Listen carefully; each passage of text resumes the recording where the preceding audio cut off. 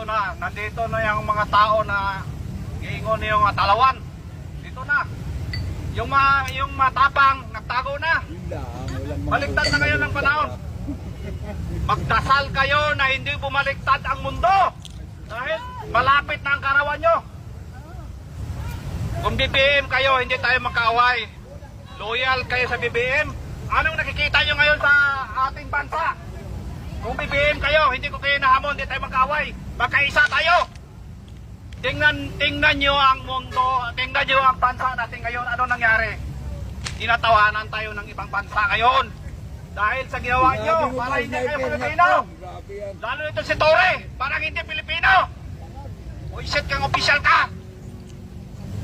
Kung panahon lang siguro, nagsabayan tayo, sa na-duty rin ako, duty pa ako, hahamunin na kita kayong barilan.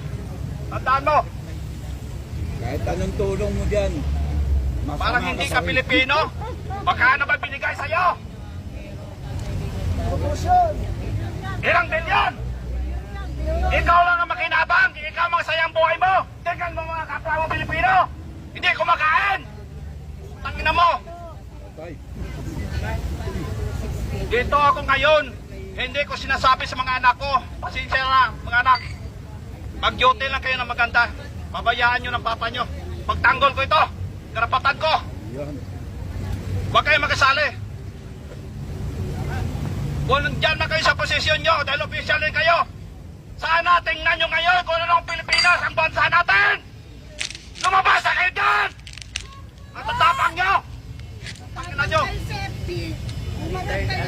Nakikita ko kagabi, muntik na ko atakihin dahil sa taas yung baby ko. Hindi ko matanggap ang ginawa nyo kay Presidente, kay Tatay Digong! Kung hindi kay Tatay Digong, hindi ito ba sa sahod nyo? Bullshit! Tangina nyo! Tandaan nyo! Bumaliktad lang ang mundo ngayon! Tandaan nyo! Sa mga palibot dyan, mga kasamahan ko, relax na kayo dyan. Hamunin natin ngayon ang mga tao. Duwag! Dito na! Lumapit kayo dito! Tangina nyo, barilan gusto nyo! Buisit kayo ha! Sumusobra na kayo! Akala nyo kayo nasa inyo ng mundo!